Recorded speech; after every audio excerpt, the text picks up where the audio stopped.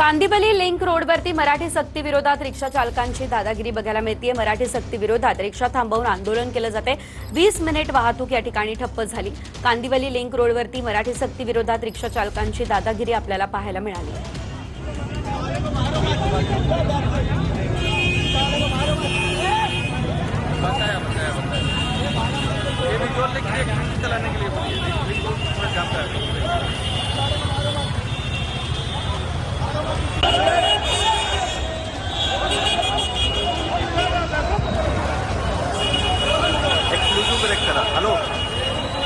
तर आपण पाहू शकतो या ठिकाणी या रिक्षा चालकांची दादागिरी पाहायला मिळते।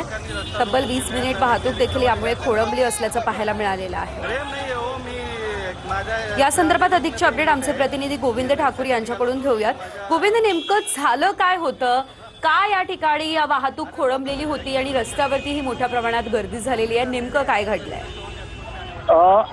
अमराठी ऑटो रिक्षा चालकांच्या विरोधात जे आरटीओ कडून कारवाई सुरू आहे त्याच्या विरोधात ते कांदिवली लिंक रोड लालीपाडा रिक्षा स्टँडवर जे अमराठी ऑटो रिक्षा चालक आहे ते रस्त्यावर उतरले आहेत आणि गेल्या 20 मिनिटापासून जे लिंक रोड आहे ते मुख्य रस्ता जाम करून ठेवले आहेत आणि जे कोणी ऑटो रिक्षा चालक पॅसेंजर घेऊन जात आहे त्याला थांबवून त्याला धमकी पण देत आहेत आणि गेल्या 20 मिनिटापासून पूर्ण रस्ता लिंक रोडचा पूर्ण रस्ता जाम केले आहेत।